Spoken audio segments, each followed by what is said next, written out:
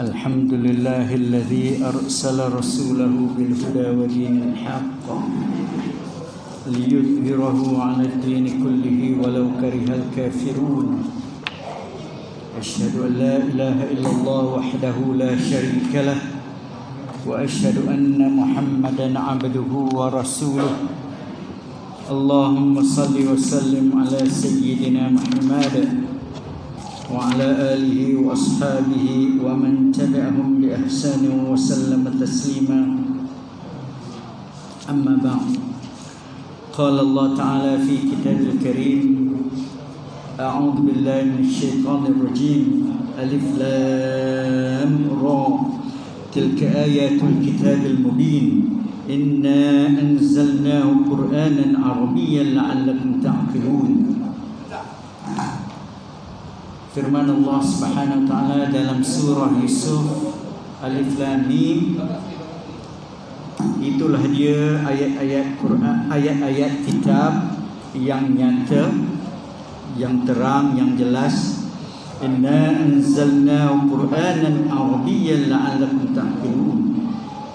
Sesungguhnya kami menurunkan Al-Quran bahasa Arab, dalam bahasa Arab, la'allakum ta'qilun, agar mereka dapat memahaminya, agar mereka dapat fahamnya. Tuan-tuan, puan-puan yang dirahmati Allah, barisan IJK Surah Al-Islah, Tuan Imam,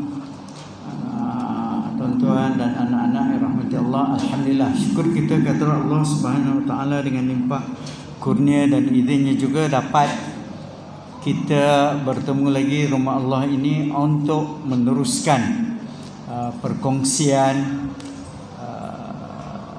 tadabbur Al-Quran, iaitu di mana dalam sesi ini kita akan cuba untuk memahami akan ayat-ayat Al-Quran supaya dengannya bukan saja kita dapat faham, tapi yang lebih pentingnya lagi supaya kita dapat amalkan. Dan seterusnya, kalau lebih eloknya lagi, kita dapat sampaikan. Kerana ayat-ayat Al-Quran dalam surah As-Sad ada ayat yang berbunyi, Kitabun anzalnahu ilaika mubarakun liyadabbaru ayatih waliyatadhakkara ulul albab. Inilah dia kitab Al-Quran yang diturunkan kepada kamu Muhammad dan umat kamu, liyadabbaru, untuk ditadabburkan, waliyatadhakkara ulul albab, untuk diambil peringatan, untuk diambil pengajaran bagi orang-orang yang mempunyai pintu hati, yang mempunyai akal fikiran. Baik, tuan-tuan dan puan-puan, insya-Allah pada malam ini kita akan cuba, baru ni kita telah macam tuan-tuan pohonkan, mintakan, kita mula daripada surah-surah lazim. Kita dah baca, kita dah kongsi An-Nas, Al-Falaq. Hari ini insya-Allah kita akan baca surah Al-Ikhlas. Esok pagi insya-Allah, kalau tu kita baca surah Al-Masad. Pelan-pelan kita pergi. Jadi insya-Allah mungkin dalam sedar tak sedar kita mungkin boleh habis juzuk amma. Baik, kita sama-sama baca dulu seperti mana biasa. A'udzubillahi minasyaitonirrajim. Bismillahirrahmanirrahim. Qul huwallahu ahad, Allahus samad, lam yalid wa lam yulad wa lam yakul lahu kufuwan ahad. Baik, surah yang pendek yang insya-Allah kita semua hafal, anak-anak kita pun hafal. Surah yang dinamakan Al-Ikhlas. Baik, sedikit penerangan mengenai surah ni, tuan-tuan dan puan. Adapun surah ni sebenarnya dia mempunyai beberapa nama, antaranya tauhid, antaranya al-wiqayah, antaranya qul huwallahu ahad, Tapi yang paling masyhur Al-Ikhlas. Dalam Al-Quran tuan-tuan dan puan, dalam 114 surah, semua nama-nama surah diambil daripada perkataan ataupun kalimah yang ada dalam surah itu sendiri. Surah Baqarah contohnya, innallaha ya'murukum an tadhbahu baqarah, ada bunyi Baqarah. Surah Muhammad ada Muhammad. Tapi ada dua surah yang tak ada sebut nama dia, tapi dipanggil nama dia tu. Antara dia surah Ikhlas. Dalam Qul Huwallah tak ada Ikhlas, tak ada sebut pun.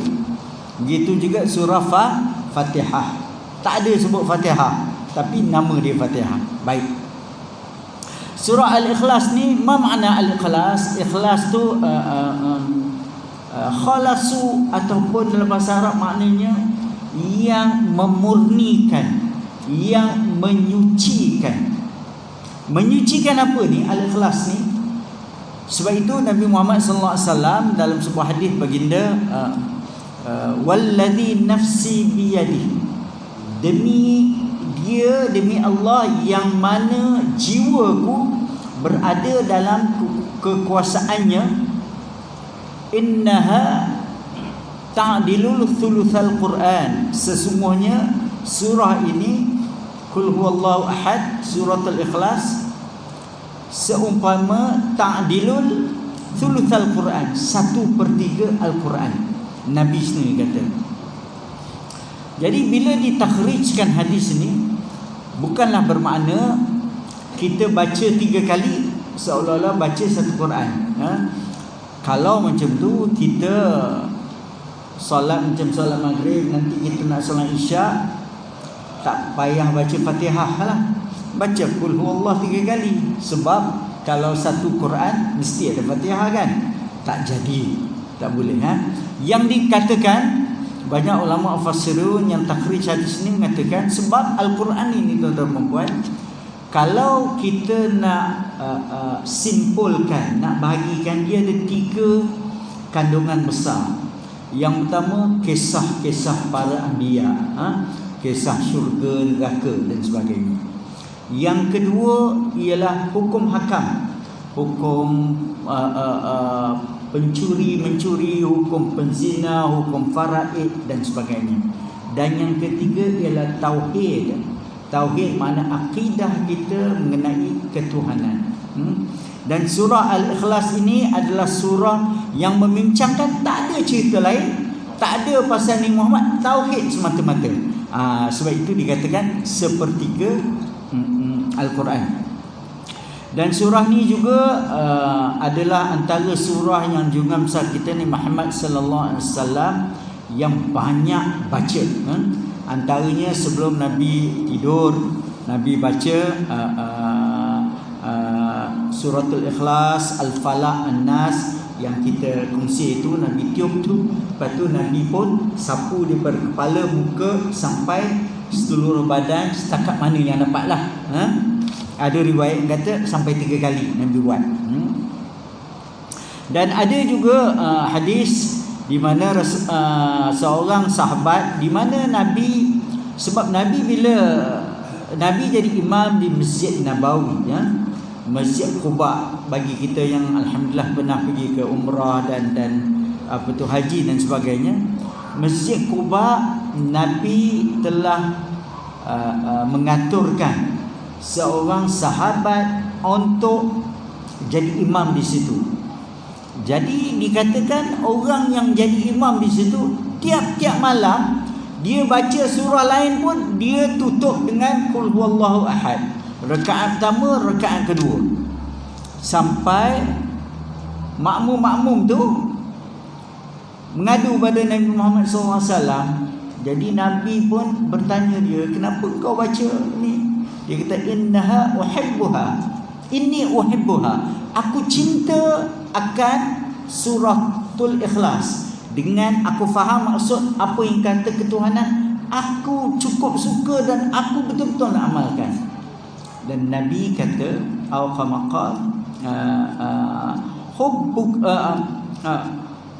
hubbu ya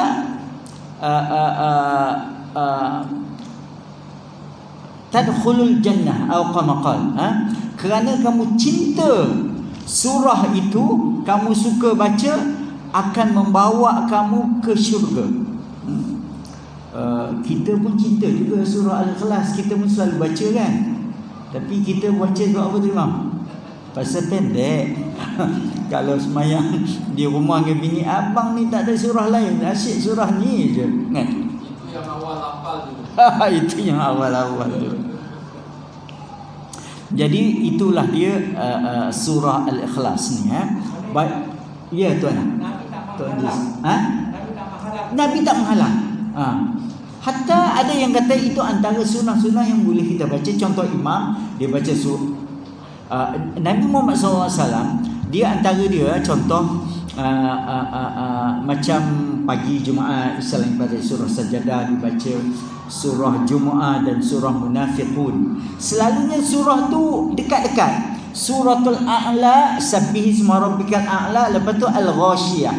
Selalu dekat-dekat. Tetapi Nabi juga baca yang tak dekat-dekat bersambung, ialah Al-Kafirun dengan Al-Ikhlas. Antara dia dikata Nabi solat sunat fajar sebelum subuh, Nabi baca tu. Nabi baca tawaf, surah sunat tawaf, witir baca qul huwallah. Kita pun witir nanti insya-Allah bulan depan kita akan dia banyak baca qul huwallah. Baik. Jadi kita tengok apa kandungan ataupun apa message yang dikatakan suratul Ikhlas ini Baik, bismillahirrahmanirrahim. Qul huwallahu ahad. Apa makna qul ni? Siapa yang kata qul ni? Allah. Allah kata pada siapa? Pada Nabi Muhammad SAW untuk disampaikan kepada kita. Bila ayat Quran, dalam Quran tuan-tuan, ada 5 surah yang bermula dengan qul. Yang kita tahu An-Nas, kita lah kata 3 qul lah. An-Nas, Al-Falaq, Qul huwallah, Qul ya ayyuhal kafirun. Satu lagi surah Jin, Qul uhiya ilayya annahu istama'a nafarun minal jinni faqalu inna sami'na qur'anan ajaba. Surah Jin yang bermula dengan qul. Jadi qul ni ialah Allah Subhanahu Wa Taala suruh Nabi kata. Suruh Nabi kata tu makna kabarkanlah, bagi tahu, sebarkanlah, dakwahkanlah. Antara ayat-ayat Al-Quran ada yang tak ada qul dan ada juga yang qul. Yang qul bermula di awal surah, kita kata 5 surah tu. Yang lain pun ada di tengah-tengah surah dan sebagainya. Beza qul yang tak ada qul ialah semuanya Nabi kena sampaikan kepada kita, kena tadabbur kepada sahabat-sahabat dia.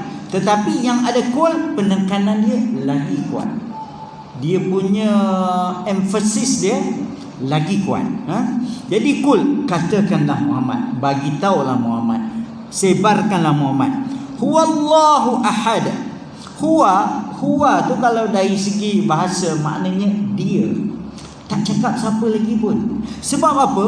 Ulama mengatakan semua orang, sama ada Islam ataupun tidak Islam, semua dalam hati naluri dia memerlukan satu pencipta yang agung.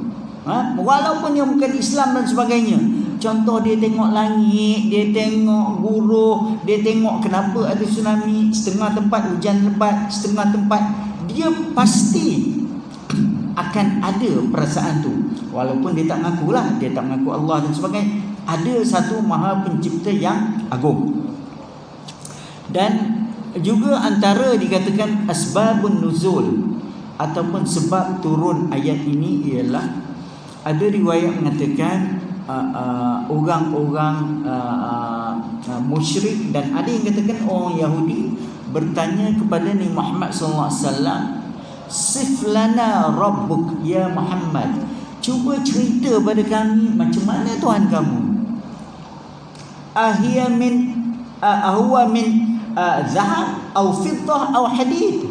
Adakah dia daripada emas, adakah dia daripada perak adakah dia daripada besi? Dia bertanya pada Nabi Muhammad sallallahu alaihi wasallam. Sebab itu dikatakan qul huwa, dia yang mana mereka tanya-tanya dia tu, dia ialah siapa? Allahu ahad. Dialah Allahu ahad. Apa makna ahad? Ahad makna esa. Dia bukan satu lain, esa lain. Kalau satu, boleh ada dua, boleh ada tiga. Saya ada satu kereta, satu buah. Kita tak kata saya ada seesa rumah. Tak. Bahasa Melayu pun kita tak kata. Kalau tunggal Ustaz? Tunggal. Kalau tunggal tu, kalau bila kita cakap macam bahasa Melayu kita, kalau matematik lah, mungkin ada guru-guru matematik, dia ada prime numbers dan sebagainya. Mungkin tuan-tuan yang belajar dulu kan, saya pun sikit-sikit dululah zaman itu dulu. Ada tunggal, kalau kita kata ganjil, ada yang genap, kan? Kalau tunggal, ada yang tak tunggal.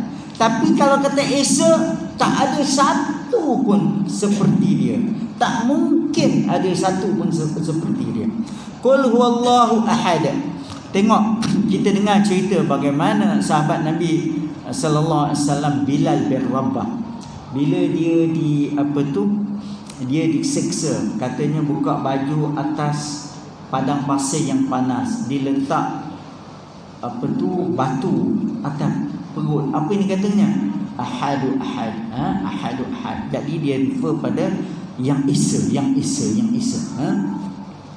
Baik. Qul huwallahu ahad. Katakanlah Allah Ta'ala tu memang satu, memang esa saja. Tak mungkin ada yang macam dia. Sebab itu esa di segi mana esa ni? Esa dari segi segala-galanya. Dari segi namanya, dari segi walaupun namanya ada banyak, walillahil asmaul husna fad'u biha, bagi Allah ada nama-nama yang elok, cantik, berdoalah dengan dia. Tetapi setiap nama tu refer pada Allah yang esa. Esa dari segi perbuatan dia. Tak ada orang yang mungkin boleh buat perbuatan macam dia. Tak ada. Contoh kita kata dalam Quran banyak kita baca Allah Sami'un Basir. Allah Ta'ala dengar dan melihat. Kita pun dengar dan kita lihat. Allah dengar macam kita dengar ke? Allah melihat macam kita melihat ke? Tak. Kita melihat yang mana depan kita je. Kalau depan kita pun, kalau jauh sana, kalau dekat Maybank Ching lah, kalau lampu menyala pun, nampak tak kita? Tak nampak. Kita melihat depan, kat belakang nampak? Tak. Saya tengok ni, kat belakang tiang, belakang saudara Razak ni, saya tak tahu, mungkin ada orang, mungkin ada budak tu.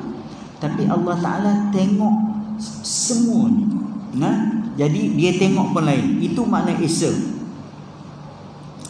Okey, Allahus Samad. Samad ni tuan-tuan, dalam Al-Quran inilah satu-satunya dan yang dijemput Samad. Ma makna Samad? Ulama ada meriwayatkan, mufassirun mengatakan antara dia tiga, banyak dikatakan makna Samad tu. Antara tiga yang itu ialah As-Samad ialah dia tidak memerlukan siapa-siapa pun. As-Samad makna dia semua orang memerlukan dia. Semua manusia, bukan saja manusia, baik malaikat, baik jin, baik binatang, semua memerlukan Allah SWT. Pokok memerlukan Allah Ta'ala. Jin memerlukan Allah SWT. Kucing, tikus, ular, malaikat, semua memerlukan Allah SWT. Matahari, bulan, semua perlukan Allah SWT. Dan dia tak perlukan orang. Dia tak perlukan sesiapa pun. Dan As-Samad juga bermakna kesempurnaan Allah SWT pada segala-galanya. Macam kita kata tadi, penglihatan dia Allah Ta'ala nampak sempurna. Sifat dia, perbuatan dia, dia buat sempurna. Dia kadang-kadang, Contoh kita tengok tempat yang ada banjir, ada tak ada banjir. Kenapa dia buat banjir? Ada hikmah dia, ada kesempurnaan dia. Kita dalam kadang-kadang kita buat benda, kadang-kadang tindakan yang kita ambil tu kita ingat elok dah. Contoh, anak kita sambung belajar, kita suruh ambil kos, ialah kos yang kita suka ke, ambil sekarang ni orang suruh ambil kedoktoran dan sebagainya. Tiba-tiba keluar tak ada kerja. Kan sekarang ni kan banyak tak ada kerja dah, doktor gigi lah, farmasi lah, apa semua pun tak ada kerja. Sebab kita tak tahu. Tapi Allah Ta'ala bila dia buat sesuatu benda pasti ada hikmah dia. Berdasarkan ilmu yang dia ada, sebab dia tahu bukan saja sekarang ni, yang akan datang, yang lepas tu, yang dulu, segala-galanya dia tahu. Baik.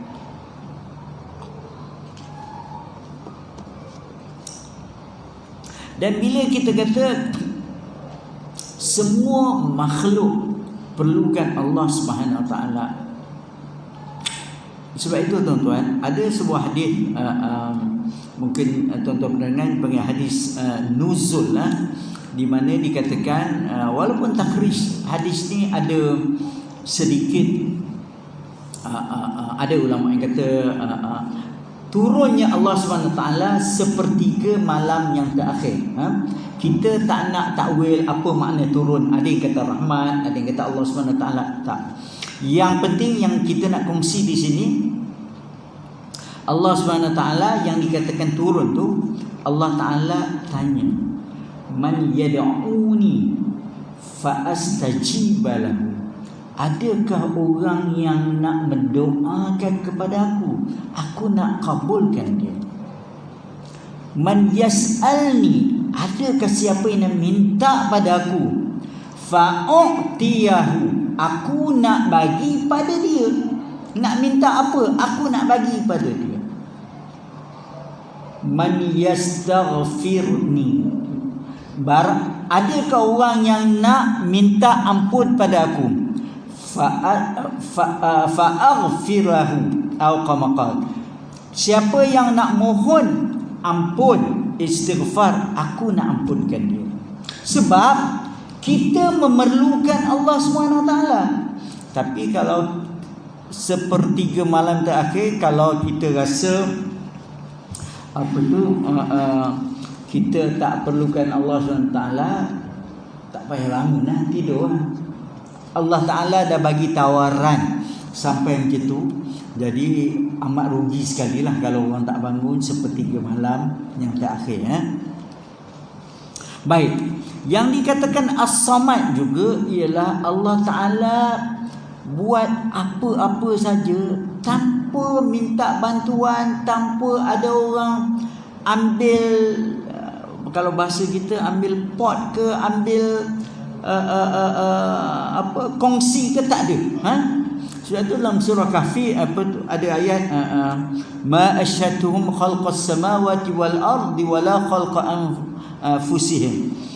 Tidak ada ma asyhadtuhum khalqas samawati wal ardi. Tidak ada orang yang menyaksikan. Allah Ta'ala kata, kalau tuan-tuan nak tengok surah Kahfi, saya rasa ayat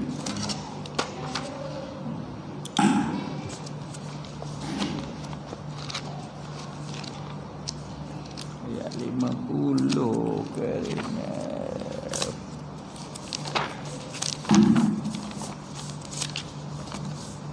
okey, tuan-tuan tengok muka surat 299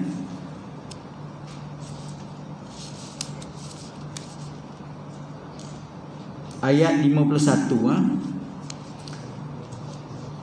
299 ayat 51. Ma asyhadtuhum khalqas samawati wal ard.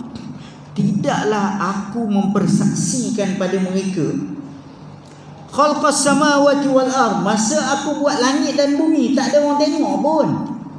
Kok tak ada orang nak tengok, cek ke, nak tumpang sekaki ke apa. Wala khalqa anfusihim, ataupun pada penciptaan diri mereka. Pada Allah Ta'ala buat Nabi Adam alaihissalam, pada Allah Ta'ala menciptakan segalanya. Allah Ta'ala tak perlu orang tak perlu siapa pun untuk nak bantu dia, untuk nak saksi, untuk nak make sure. Kalau macam kita, macam orang kilang kereta dan sebagainya, kita buat kereta, kita ada QC kan, quality control, make sure benda elok dan sebagainya. Tak ada.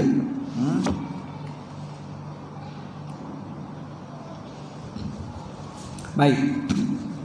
Allahus Samad, itu makna Samad, tumpuan. Makna kata dialah tumpuan, kita semua mengharap pada dia. Dia tak mengharap pada kita langsung pun, dan dia adalah kesempurnaan dalam apa saja yang Allah Ta'ala buat.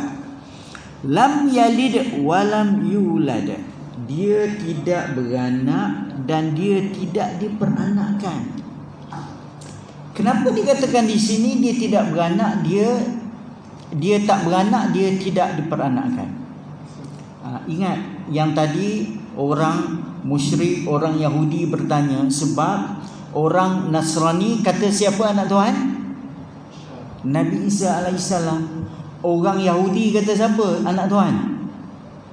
Uzair. Dalam Quran berada Uzair, iaitu seorang yang dalam Quran diriwayatkan orang yang wara, yang lebay, yang mana dia ditidurkan, dimatikan oleh Allah SWT selama 100 tahun. Lepas tu dia pun bangun balik.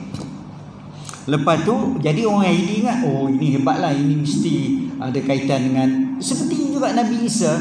Kenapa orang Nasrani mengatakan Isa anak Allah Ta'ala? Sebab Nabi Isa, kalau kita tengok tuan-tuan dan perempuan, antara Nabi yang Allah Ta'ala bagi perkara yang pelik, ajaib, yang kadang-kadang tak ada pada Nabi Muhammad SAW. Antara dia kecil, bila Maryam ibunya mengandung, orang-orang tu, Maryam ni, kau ni teruk ni, macam mana dengan tak kahwin, tak apa, ada anak ni apa semua kan. Kita tengok surah Maryam. Fa asyarat ilaihi qalu kaifa nukallimu man kana fil mahdi sabiyya.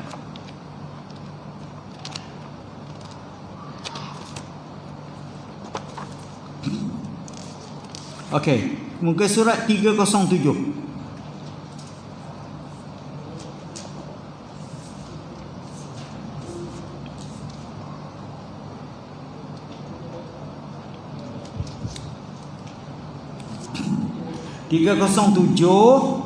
Ayat daripada ayat 28, 1, 2, 3, 4 daripada atas. Okey, cerita macam ni. Cerita bila Maryam bila mengandung dan melahirkan anak, jadi dia pergi jauh daripada orang. Takutlah orang kata, sebab dia seorang perempuan yang baik. Sebab sebelum ni pun ada diceritakan, dia bila malaikat Jibril datang, dia kata, qalat anna yakunu li ghulamun wa lam yamsasni bashar wa lam aku baghiyya. Maryam kata, macam mana aku nak dapat anak? Aku tak pernah disentuh oleh manusia pun, dan aku bukanlah perempuan yang tak elok. Qala kadzalika qala rabbuka huwa alayya hayyin. Jibril mengatakan itu mudah saja bagi Allah Ta'ala nak buat. Walinaj'alahu ayatan lin-nasi wa rahmatan minna wa kana amran maqdiya. Itu adalah ketentuan Allah Subhanahu Wa Ta'ala. Baik. Jadi bila Maryam melahirkan anak, cerita Maryam ni pun bagus tuan-tuan. Bukan bagus, makna kata satu benda yang agak menakjubkan yang dirakamkan dalam Al-Quran. Jadi bila Maryam bawa anak, jadi kaum-kaum dia tu, orang-orang dia tu nampak. Dia kata, ya ukhta Harun, ma kana abuki imra'a sawin wa ma kanat ummuki baghiyya. Wahai ukhta Harun, wahai adik perempuan Harun. Abang dia Harun, bukan Nabi Harun yang lain. Ma kana abuki imra'a sawin, bukanlah keturunan kamu ni keturunan yang tak elok-elok. Wa ma kanat ummuki baghiyah, mak kamu pun mak yang elok, bukan yang buat perangai. Macam mana kamu dapat anak ni? Mereka mencemooh Maryam. Maryam kata apa? Fa asyarat ilaih, dia dukung anak. Dia fa asyarat ilaih, dia bagi isyarat kepada anak dia. Mereka berkata, qalu kaifa nukallimu man kana fil mahdi sabiyya. Macam mana kami nak cakap dengan budak yang dalam buayan lagi, yang dok kendong, dok apa semua lagi? Nabi Isa alaihissalam. Nabi Isa berkata, qala inni Abdullah ataniyal kitab wa ja'alani nabiyya. Nabi Isa berkata, sesungguhnya aku ni hamba Allah. Ataniyal kitab, yang diberi kitab. Kitab apa? Injil. Wa ja'alani nabiyya, Allah Ta'ala jadi aku nabi. Nabi Isa dalam buayan lagi cakap. Nabi Muhammad pun tak ada riwayat macam tu. Nabi Muhammad diangkat jadi rasul umur berapa? 40. Jadi dalam Quran banyak dirakamkan benda-benda yang agak menakjubkan. Saya nak tengok tuan-tuan, dalam Al-Ma'idah pun ada, dalam Ali Imran pun ada.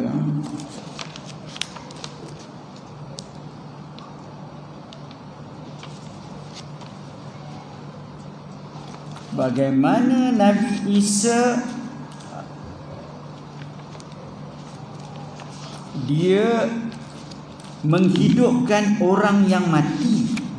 Bagaimana orang yang sakit dia boleh sembuhkan. Bagaimana dia buat tanah bentuk burung, dia tiup, burung pun jadi hidup. Tapi dalam Quran semua kata semuanya biidznillah, biidznillah, semuanya dengan izin Allah Subhanahu Wa Taala. Jadi oleh kerana kaum-kaum dia tengok nampak satu benda yang menakjubkan, jadi mereka pun kata ini Isa mesti special ni, tak pernah dulu nabi-nabi buat macam ni. Itu yang dikatakan, antara lain mereka mengatakan Isa anak Allah, anak Tuhan. Baik, Allah Ta'ala terus menafikan lam yalid walam yulad, dia bukan beranak dan dia tidak diperanakkan. Kenapa Allah Ta'ala tak beranak? Kenapa Allah Ta'ala tak diperanakkan? Kita semua nak anak ke tak? Pasal apa kita nak anak? Zuriat untuk apa tuan? Pergantungan masa tu. Ya, sebab kita lemah. Satu hari kita tak ada duit, anak boleh bantu. Kita nak pergi hospital, anak boleh hantar. Kita sunyi, anak boleh temankan kita, masakkan untuk kita. Pergantungan tu, kita perlukan anak untuk yang itu. Dan anak-anak kita ada tak ciri-ciri macam kita? Kadang muka sebiji dengan kita, kadang seiras kita, kadang gaya cakap je kita. Paling-paling orang pun adalah perangai sikit rupa macam kita, kan? Impossible lah kalau katalah contoh macam saya ni rendah, tiba-tiba anak saya 6 kaki 5, almost impossible. Sebab ada iras macam kita. Tetapi Allah Ta'ala tak perlu itu semua. Sebab itu Allah Ta'ala tidak beranak dan tidak diperanakkan. Sebab itu dalam surah Yasin baru ni yang kita ni, subhanalladzi khalaqal azwaja kullaha mimma tumbitul ardh. Maha suci Allah yang menjadikan semua benda berpasang-pasangan. Sebab apa? Saling memerlukan. Boleh kita hidup seorang tuan-tuan? Tak boleh. Kita nak bini kita juga, nak masak kita, nak apa, nak ni apa semua. Tak ada orang boleh hidup seorang. Orang yang pandai, profesor yang pandai apa, ada kerani dia yang tolong taip barang-barang dia nak buat presentation. Doktor-doktor pakar, ada nurse dia yang nak tolong ambil barang dan sebagainya. Tak ada orang dengan sendirinya boleh buat satu benda yang apa dengan sempurna. Tak ada. Jadi itu Allah Ta'ala kata lam yalid wa lam yulad. Sebab itu kita tengok dalam Al-Quran tuan-tuan, antara surah Ikhlas ni surah yang menafikan kesyirikan yang paling besar yang manusia buat ialah bila mengatakan Allah Ta'ala ada anak, Allah Ta'ala diperanakkan. Terutama Allah Ta'ala ada anak. Sebab itu dalam surah Maryam saya nak tengok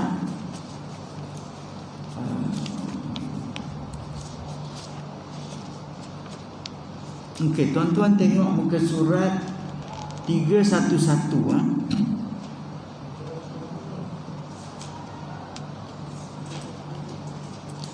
311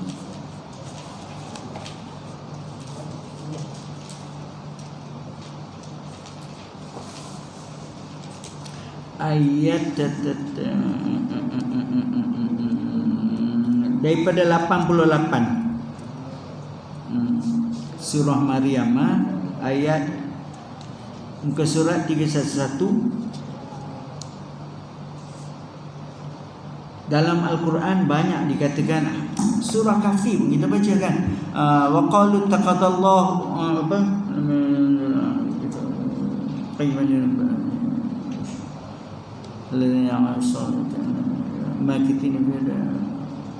makitina fi wa indra alladhi qanatu malahu min anul kaburat kalimatan. Sebelum tu kan surah Kahfi ada. Tengok yang ni ayat 88. Wa qalu ittakhadha ar-rahmanu walada. Mereka berkata telah mengambil Ar-Rahman. Siapa Ar-Rahman ni? Allah mengambil anak. Tengok Allah Ta'ala kata laqad ji'tum syai'an idda. Sesungguhnya itu mereka telah melakukan satu benda yang sangat-sangat buruk, sangat-sangat yang paling Allah Ta'ala marah. Sehingga apa? Takadu samawati yatafattarna minhu wa tanshaqqul ard wa takhirrul jibala hadda. Hampir-hampir langit nak pecah bila orang kata Allah Ta'ala ada anak. Langit pun nak pecah. Wa tanshaqqul ard, dan bumi nak terbelah, punyalah marah. Wa takhirrul jibalu hadda, dan gunung ganang pun nak ranak, nak hancur, punyalah marah. Bila mengatakan Allah Subhanahu Wa Taala ada anak. Kenapa Allah Subhanahu Wa Taala kadang-kadang bila dibuat kiasan, Allah Ta'ala selalu cerita pasal langit, bumi, bukit? Sebab langit, bumi semua orang nampak. Tidak ada manusia kat mana kita duduk, kat Turki ke, Malaysia ke, Ukraine ke, Russia, semua ada nampak langit, semua ada nampak bumi. Dalam Quran Allah SWT ada berfirman la khalqus samawati wal ardi akbar min la khalqun nas. Penciptaan langit dan bumi lagi hebat, lagi besar pada penciptaan manusia. Wa takhirrul jibalu hadda. Malah kita dalam surah apa yang kadang-kadang selalu kita baca tu, surah Al-Hashr, law anzalna hadzal Qur'an, kan, law anzalna hadzal Qur'an ala jabalin la ra'aitahu khashi'an mutasaddian min khasyatillah. Kalaulah Quran itu diletakkan, dibagi tanggungjawab Quran, amanah Quran ni kepada gunung ganang, apa dia jadi? Law anzalna hadzal Quran ala jabal la ra'aitahu, pasti kamu lihat, khashi'an mutasaddian min khasyatillah, gunung ganang tu akan hancur min khasyatillah, kerana takut pada Allah Subhanahu Wa Taala. Kenapa Allah Ta'ala cakap pasal gunung ganang? Gunung ganang besar, tengok kukuh. Tsunami datang pun duk steady je. Kadang bom-bom perang Rusia ni pun bangunan mungkin runtuh, gunung ganang duk steady macam tu je. Dalam pada tu pun kalau Quran diberi tanggungjawab pada gunung ganang, dia pun sampai hancur pecah. Jadi yang surah Maryam dia kata, maknanya langit dengar orang kata Allah Ta'ala ada anak, marah, macam nak pecah. Bumi macam nak terbelah. Gunung ganang macam nak hancur, punyalah marah. Makna itu satu benda yang syirik yang besar. Baik, lam yalid walam yulad walam yakul lahu kufuwan ahad. Dan tengok, bahasa ni Allah Ta'ala tak kata walam yakun kufuwan ahad lahu, walam yakun kufuwan lahu ahad, walam yakun lahu dulu. Bagi dia, bagi Allah Subhanahu Wa Ta'ala, tak ada satu pun yang sama dengan Allah Ta'ala. Kan macam kita kata tadi, Allah Ta'ala tengok, kita pun tengok. Tapi samakah Allah Ta'ala tengok dengan kita? Tak. Allah Ta'ala dengar, kita pun dengar. Samakah Allah Ta'ala dengar macam kita dengar? Tak. Sebab itu dalam surah Asy-Syura, laisa kamitslihi syai', tidak satu pun sama Allah SWT.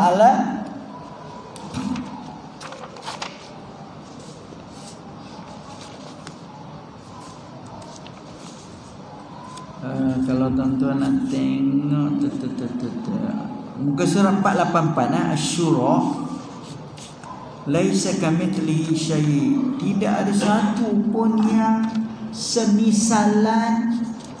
484 tuan.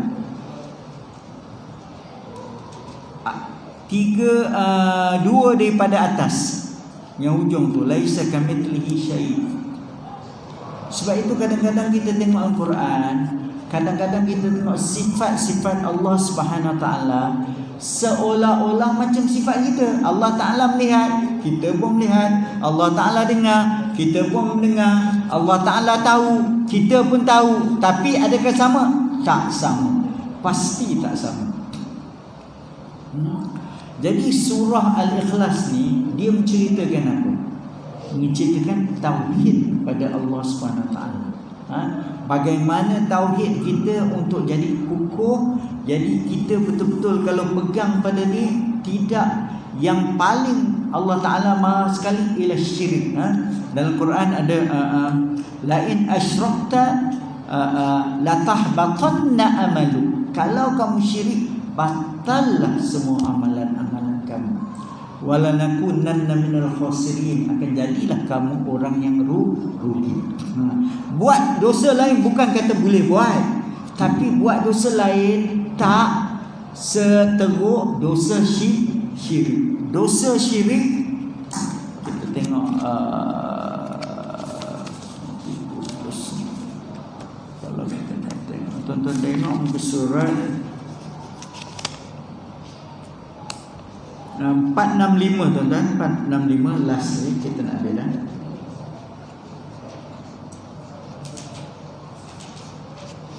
Ayat 65, walaqad uhiya ilaika wa ilal ladzina min qablik.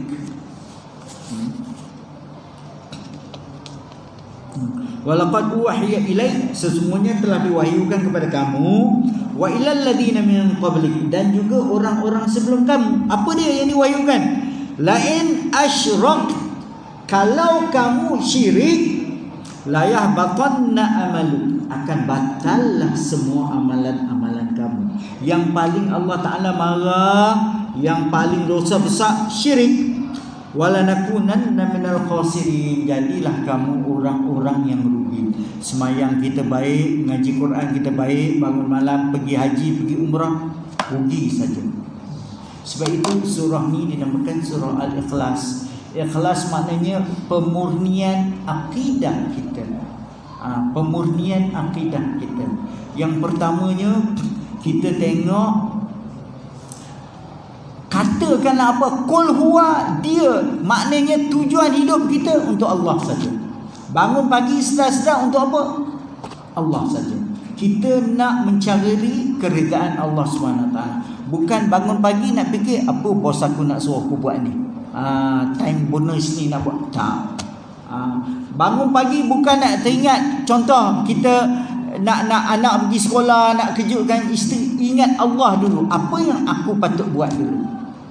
Bangun pagi, sebab itu Nabi ajar kita apa? Bila kita tidur, kita disimpulkan dengan berapa simpulan? 3. Kalau kita bangun, kita sebut nama Allah, sama ada astaghfirullah ke subhanallah bihamdi subhanallahil azim, terlerailah satu simpulan. Simpulan kedua, kalau kita ambil wudu. Simpulan ketiga, kalau kita salat. Jadi maknanya bangun sedar-sedar, apa yang aku patut buat untuk Allah, apa yang Allah Ta'ala nak aku buat benda ni. Jadi itu makna kata surah Al-Ikhlas ni ajar kita tumpuan hidup kita hanya pada Allah. Allahus Samad, dialah tempat kita minta, kita harap, kita takut kepada dia. Bukan kita harap pada bos kita, bukan kita harap pada YB contoh. Kita takut dan sebagainya, hanya pada Allah SWT. Lam yalid wa lam yulad. Allah Ta'ala tak ada siapa-siapa. Kadang-kadang maaf cakap tuan-tuan perempuan, kadang-kadang kalau kita halusi, orang Islam kita, khususnya orang Melayu lah, kita tak ada kata Allah Ta'ala ada anak macam orang Nasrani kan. Tapi kadang-kadang kita minta, ada tak kita minta selain pada Allah? Ada.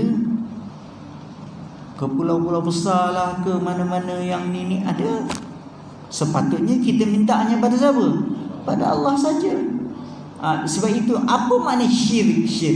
Syirik ni daripada syarikat, mensyirikkan, menduakan. Macam mana saya ada syarikat dengan saudara Razak? Maknanya kongsi. Jadi kita minta hanya pada dia, tak ada kongsi. Kat dia pun kita minta, ke orang lain pun kita minta, tak boleh kongsi. Walam yakul lahu kufuwan ahad, dan Allah Ta'ala tak sama dengan apa-apa pun. Itu maknanya esa dia Allah Ta'ala dari segi perbuatan dia, dari segi zat dia, dari segi kebijaksanaan, kesempurnaan dia, tak ada tolak bandingnya. Ada apa-apa yang mungkin saya tertinggal ke? Ya tuan. Ada orang kata makan ubat pendul. Ubat ni saya tidak sakit. Kata Allah, macam mana itu? Orang kata makan ubat hilang sakit. Hilang sakit. Dia kata saya hilang sakit kerana ubat tu, bukan kerana Allah. Tak boleh. Dan kalau kita halusi, kita makan ubat sebagai wasilah, macam vaksin lah kan. Kita cucuk vaksin kan, yang menyembuhkan kita, yang mengawal kita, yang menghindari kita daripada kesan COVID tu siapa? Allah SWT. Tetapi dengan usaha ikhtiar kita. Sebab Allah tak apa tu dalam Quran berkata apa tu wala tukfu bi aidikum ila tahluka wa ahsinu innallaha yuhibbul muhsinin. Dan janganlah kamu mencampakkan diri kamu dalam kebinasaan. Contoh, kita nampak lori datang, kita pergi jalan depan, boleh tak? Tak apa, Allah Ta'ala ni kuasa. Boleh tak kena lori pun tak mati? Boleh tak? Cuba try. Boleh Allah. Tapi sunnatullah, Allah Ta'ala pun tak menjadikan yang macam Panadol tu apa semua jumpa doktor sebagai wasilah. Bukan doktor yang menyembuhkan. Ada juga doktor buat mati pun ada. Tapi kita kena ikhtiar. Penyebab saja. Penyebab saja. Kalau niat itu, kalau dia kata niat itu kerana ubat dan doktor tu dia baik. Oh tak boleh. Bagi kita kadang-kadang kita nak kata syirik tu takut kasar sangat. Tapi bagi saya lah yang jahil ni, sekurang-kurangnya tercalar kebergantungan, pengharapan dia 100% pada Allah SWT. Betul tak? Contoh iman kita, aku tak apalah, InsyaAllah aku okey, anak-anak aku semua jadi ada doktor, engineer, ada apa, aku okey dah. Boleh tak kita kata? Tak boleh. Yang menjamin kita hidup senang ke apa semua, nyihatkan kita sihat, Allah SWT, bukan kerana anak kita. Ada orang yang anak menjadi pun tak tolong kita pun ada.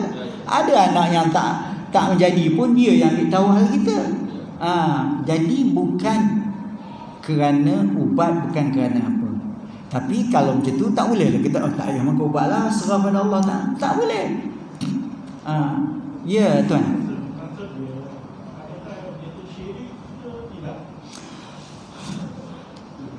Kalau dia halusi betul-betul kalau dia halusi betul-betul, kebergantungan tu kepada siapa? Pada ubat yang kata tu kan. Jadi kalau kita harapkan selain pada Allah Ta'ala, itu pun tercalarlah. Tercalarlah. Dah, ialah maksud saya ialah bukan kita nak kata. Jadi maknanya memang syirik, memang dia tidak 100% percaya pada Allah Subhanahu Wa Taala. Kita tak apa, saya okey tak sakit, dah ambil booster 3 dah. Contoh dah ambil 4 ke apa. Adakah booster yang menyelamatkan kita tu? Tak. Ada orang tak ambil booster pun tak kena-kena pun. Ada yang ambil booster dia mati tak? Ada. Tetapi itu sebagai wasilah, sebagai ikhtiar kita. Sebagai ikhtiar kita. Tengok statement yang dia bagi tu macam tu lah. Tak, kalau yang kita tengok, okey, since tuan tanya tu, sebab apa usaha kita. Saya bagi contoh surah Maryam. Nanti satu masa insya-Allah mungkin kita boleh sampai. Dia panjang sikit, tapi Maryam bila dia nak melahirkan anak, dia melahirkan anak dengan rasa sakit, dengan apa, macam isteri kita. Tuan pernah tengok tak? Isteri dengan lapar, dengan letih, dengan apa semua. Maryam dahaga nak minta makanan. Kalaulah kita tuan-tuan perempuan, Maryam ni ialah perempuan dalam Quran pun disebut siddiqah, orang yang hebat. Maryam perempuan yang hebat, yang suci, melahirkan anak yang hebat. Nabi Isa anak kecintaan Allah SWT. Kalaulah kita, Maryam lepas salin tu nak makan, apa kita buat? Logik kita lah. Maryam, kau nak apa? Kau nak biryani gam? Cok, kau nak KFC? Pak, betul tak? Tapi apa Allah Ta'ala kata dalam surah Maryam tu? Wa huzzi ilaiki bi juz'in naqlati tusaqit alaiki rutaban janiyya. Hai Maryam, kamu nampak pokok tamar, kamu goncang, perempuan lepas salin ya, kamu goncang pokok tamar, tusaqit alaiki rutab, akan jatuh buah tamar yang masak, alaiki rutaban janiyya, dekat kamu. Lepas tu Allah Ta'ala kata fakuli washrabi wa qarri aina, makanlah buah tu, bawah tu apa jadi sungai, ambillah dia minum. Logik tak kita? Kan? Itu menunjukkan apa? Kita kena usaha. Itu menunjukkan kita kena usaha. Kalau ikut logik kita, Maryam patut KFC lah, biryani gam lah, Big Mac lah, kan? Baru saja melahirkan anak yang Allah Ta'ala yang hebat ni, Nabi Ulul Azmi, tapi Allah Ta'ala suruh ni. Sebab itu macam kita kata usaha kita kan. Rasulullah SAW mungkin kita pernah dengar cerita pada satu hari sahabat datang solat, kalau tak salah sajalah solat zuhur ke apa, unta ke binatang kat luar, dia terikat. Dia kata apa? Buat apa pun ikat? Allah Ta'ala berjaga langit dan bumi, satu semesta alam, takkanlah binatang seekor tak boleh jaga. Lepas tu dia keluar tak ada, hilang. Dia komplain pada Nabi, kata Allah Ta'ala berjaga langit bumi, takkan binatang seekor tak boleh. Apa Nabi kata? Aqilha fatawakkal ala Allah, ikatlah dulu, usaha dulu, baru tawakal. Jadi kalau kita ambil natijah pada tu, ubat-ubat sakit kena ambil ubat tak? Ambil. Tapi pengharapan pada Allah SWT. Tak boleh tak apa. Allah doa je bangun malam. Tak. Wallahualam. Ya, tuan. Kalau kita pergi bawah yang bukan Islam dengan Babacing. yang kita dah tahu dia cara dia tu memang tak mengikut guna orang barat. Dia salah satu usaha tu atau Nah, ruqyah ni yang kita belajar daripada surah An-Nas Al-Falaq boleh. Nabi Muhammad SAW pun buat ruqyah untuk sahabat. Tetapi dengan bacaan-bacaan sama ada ayat Quran ataupun bacaan-bacaan yang tahu makna dia, yang elok, yang ada warid. Ataupun contohlah, kita saudara Razak dia sakit, cakap saya tolonglah. Saya tak reti apa, tapi dia tolong. Ya Allah, dengan kemuliaan-Mu, kebesaran-Mu, ya Allah, ampunlah dia, ya Allah, bagilah dia baik sembuh. Saya tak tahu apa pun, tak belajar kan, tiba-tiba baik. Dan yang saya cakap tu tak ada datang daripada mana pun, tak ada hadis, tak ada Quran pun. Tapi salah tak yang saya kata tu? Tak salah, tak apa. Oh, kalau yang tu confirm kalau yang tu memang confirm tuan-tuan. Maaf cakap lah. Kalau yang macam tu memang tak boleh langsung lah. dan kita yakin yang menyembuhkan Allah berat. Tapi kita usaha kita sebab orang kata bomoh tu bagus semua. Kita pun pergi untuk berubat.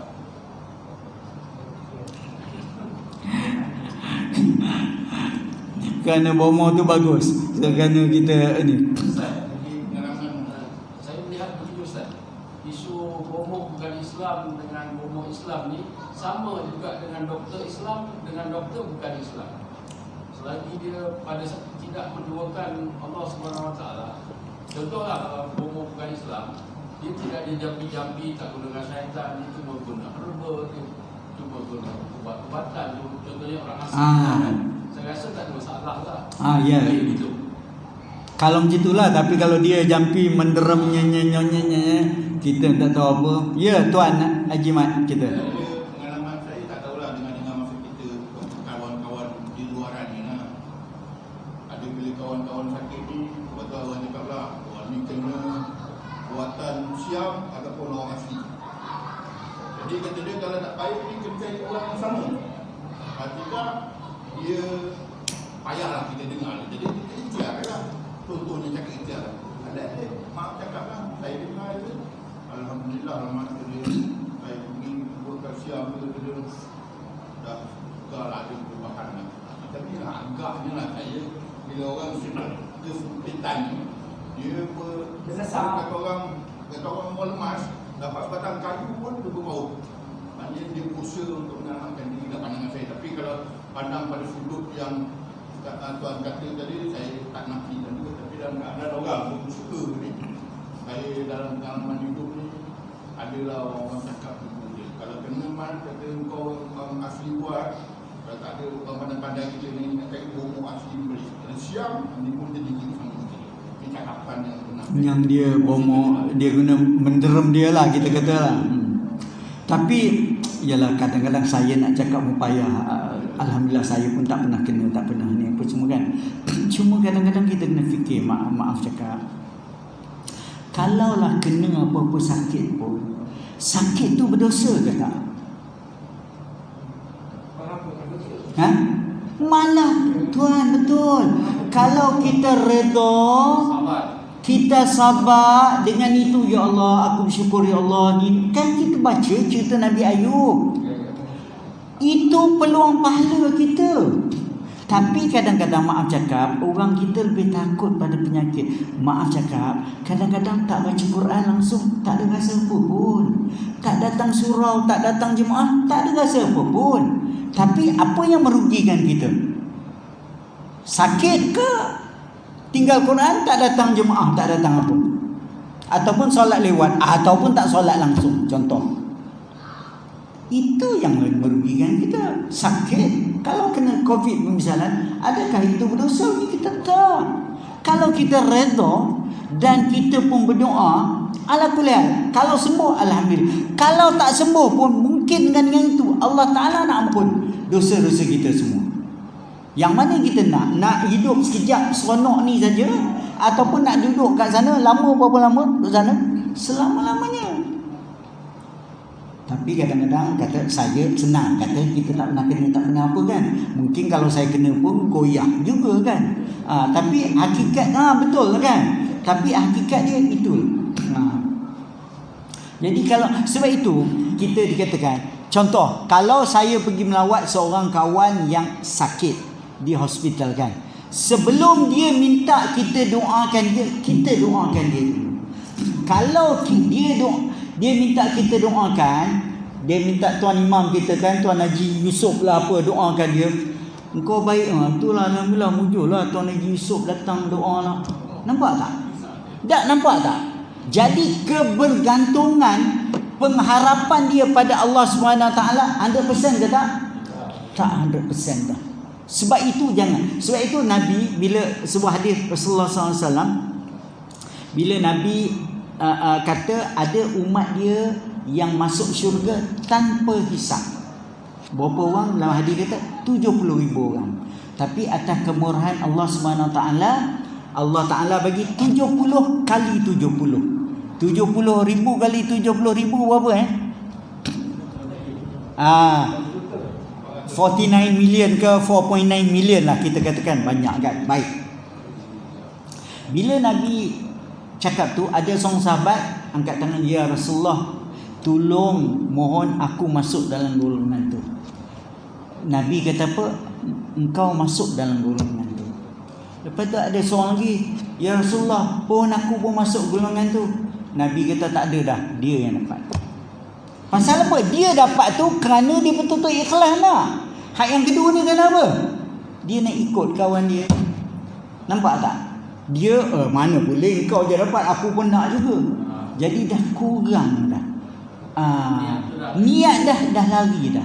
Sebab itu hadis yang Nabi yang nak kata, yang masuk syurga tanpa dihisab antara dia, humul ladzina la yartawun wala yatatayyarun wala yartaqun wa ala rabbihim yatawakkalun atau kama qala.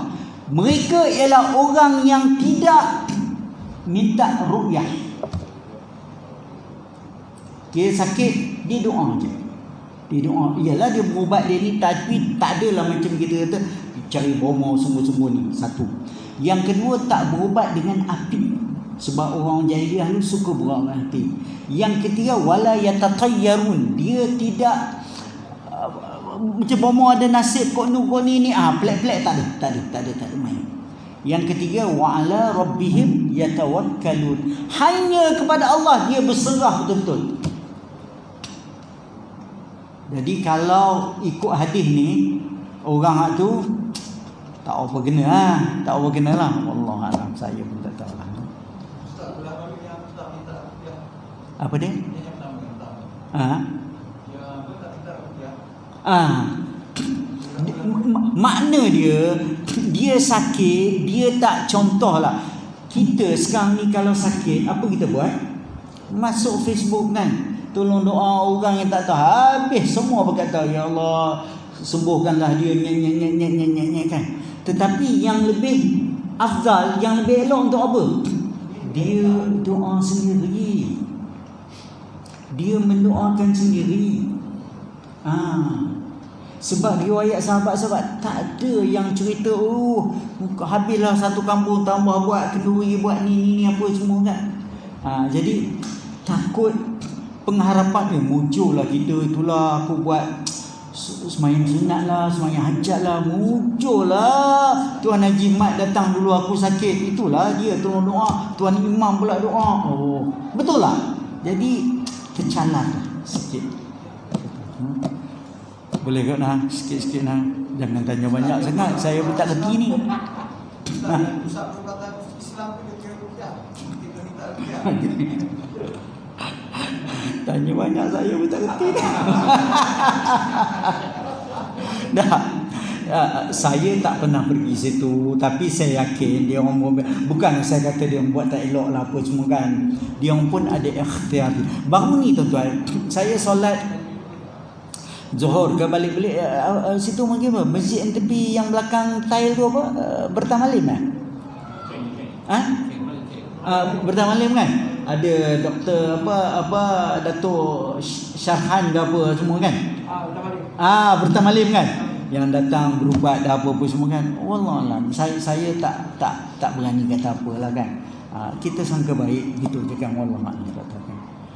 Cuma kalau tak salah saya, tolonglah tuan-tuan cek dengan ustaz-ustaz yang jauh lebih alim, lebih arif lagi kan.